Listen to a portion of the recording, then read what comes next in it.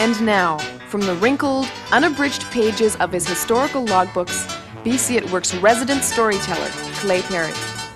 For the last show, we thought we would introduce the man behind the log. Clay Perry's log, that is. Clay, when you're not working on Clay Perry's logbook, what are you working on? Well, I work with the IWA, Judy. I write speeches and do briefs for governments and teach shop stewards, camp stewards, utility infielder for the IWA. Right. And before you started working with the IWA, what was your background? Well, I wandered off into the woods shortly after I graduated, which is what every young man did at that time, and I surveyed and logged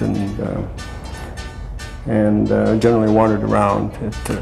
Kids at that time had a great dimension of freedom, which they do not now have. You could have 4 or 5 different employers in the course of any month or two, and quit at any time and start another job. And it's often occurred to me that it's a great loss for kids these days that they don't have that. At any rate, that was the kind of thing that we all did. And somewhere along the line, I met an old Icelander who had been for many years a wobbly, was still, as far as he was concerned, a wobbly, a member of the IWW, and he got me interested in the history, particularly of forest industry labor, and kind of branched out from then, became in a way an obsession, and so I've pursued that line as one of my hobbies, I guess. Where do you get the background from your stories? They're so vast and varied.